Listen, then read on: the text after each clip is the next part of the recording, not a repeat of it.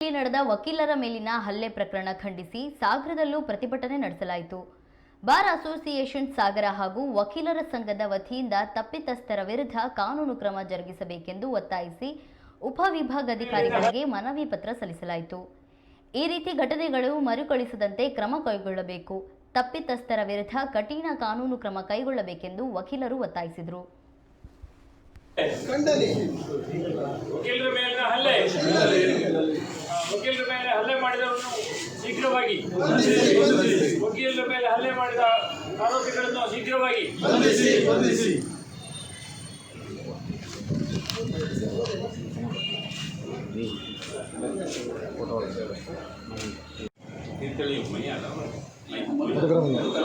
ಮಯ್ಯ ಅನ್ನೋ ವಕೀಲರು ಒಂದು ಬೇರೆ ಒಂದು ಹಲ್ಲೆ ಆಗಿದೆ. ವಾದಗಳು ನ್ಯಾಯಾಲಯದಲ್ಲಿದ್ದಾಗ ಕಾನೂನು ಪ್ರಕಾರ ನಾವು ಸರಿಯಾಗಿ ಜಾರಿಗೆ ಕೊಡ್ತಾ ಇಲ್ಲ. ಮುಖ್ಯ ಯೋಜನೆ ಪ್ರಾರಂಭ ಆಗಬೇಕು ನನಗೆ ಕಾಣುತ್ತೆ. ಅದೇನೇ ಇದ್ದಾಗ ಕೂಡ ಸಾರ್ವಜನಿಕರು ಈ ವಿಚಾರದಲ್ಲಿ ಕೋರ್ಟಿನ ಆವರಣದಲ್ಲಿ ಕೋರ್ಟಿನ ಕರ್ತವ್ಯಗಳಿಗೆ ನಡೆದಿರೋ ವಿವಾದಗಳ ಬಗ್ಗೆ ನ್ಯಾಯಾಧೀಶರು ಹಳೆ ಮಾಡಿದ ಸಮಸ್ಯೆಗಳು ಮೂಲಭೂತ ತಯಾರಾಗಲಿಲ್ಲ. ಈ ಒಂದು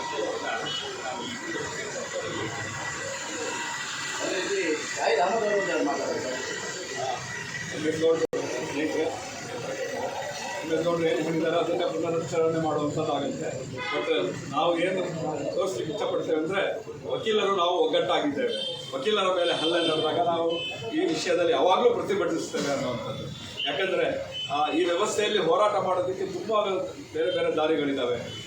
ಪೊಲೀಸಿಗೆ ಕಂಪ್ಲೇಂಟ್ ಕೊಡ್ಬೋದು, ನ್ಯಾಯಾಲಯದಲ್ಲಿ ಇದೆ. ಬಟ್ ಹಲ್ಲೆ ಮಾಡುವಂಥದ್ದು ಏನಿದೆ ಅದು ಸ್ವಲ್ಪ ಗಂಭೀರವಾದ ವಿಚಾರ. ವಕೀಲರಿಗೆ ರಕ್ಷಣೆ ಇಲ್ಲ ಅನ್ನೋಂಥದ್ದೇ ಪದೇ ಪದೇ ತೋರಿಸ್ತಾ ಇದೆ. ಸೊ ಆದ್ದರಿಂದ ನಾವೆಲ್ಲ ವಕೀಲರು ಒಂದೇ, ನಾವು ಯಾರಿಗೇ ಆಗಿರಲಿ ಅದನ್ನು ಪ್ರತಿಭಟಿಸ್ತೇವೆ ಅನ್ನುವಂಥದ್ದನ್ನು ತೋರಿಸೋದಕ್ಕೆ ಜನ ಸೇರಿದ್ದೇವೆ. ರಾಜ್ಯದ ಅಧ್ಯಕ್ಷರು ಇವತ್ತು ನಮ್ಮ ತೀರ್ಥಹಳ್ಳಿ ವಕೀಲ ಸಂಘ ಸದಸ್ಯರಾದಂಥ ಮಧುಕರ ಮಯ್ಯ ಇವರ ಮೇಲೆ ಮೊನ್ನೆ ದಿನ ಹಲ್ಲೆ ಆಗಿದೆ. ಈ ವಕೀಲರಿಗೆ ಸಂಬಂಧಪಟ್ಟಂತೆ ವೈಯಕ್ತಿಕವಾಗಿ ಯಾರೂ ಇಲ್ಲ. ಆದರೆ ಅವರು ಏಕೈಕಿ ಬಂದು ಒಂದು 5 ಜನ ಸೇರಿ ನಮ್ಮ ವಕೀಲರ ಮೇಲೆ ಹಲ್ಲೆ ಮಾಡಿ ಇವತ್ತು ಅವರಿಗೆ 12 ಹೊಲಿಗೆ ತಲೆಗೆ ಹಾಕಿದ್ದಾರೆ ಅಂತ ಹೇಳ್ಬೋದು. ಮರಣಾಂತಿಕ ಹಲ್ಲೆ ಆಗಿದೆ. ಸರ್ಕಾರದಿಂದ ನಮಗೆ ಕಾನೂನಿದೆ, ಆದರೆ ಅದು ಇನ್ನೂ ಜಾರಿಗೆ ಬಂದಿಲ್ಲ ಅಂತ ನಮ್ಮ ಸೀನಿಯರ್ ವಕೀಲರು ಹೇಳಿದರು. ಆದರೆ ಇವತ್ತು ನಾವು ಒಂದು ಸಂಘದಲ್ಲಿ ತೀರ್ಮಾನ ಮಾಡಿದ್ದೇವೆ, ಆ ಹಲ್ಲೆ ಮಾಡಿರುವಂಥ ಆರೋಪಿಗಳಿಗೆ ಶಿಕ್ಷೆ ಆಗಬೇಕು ಮತ್ತು ಅವರಿಗಿನ್ನೂ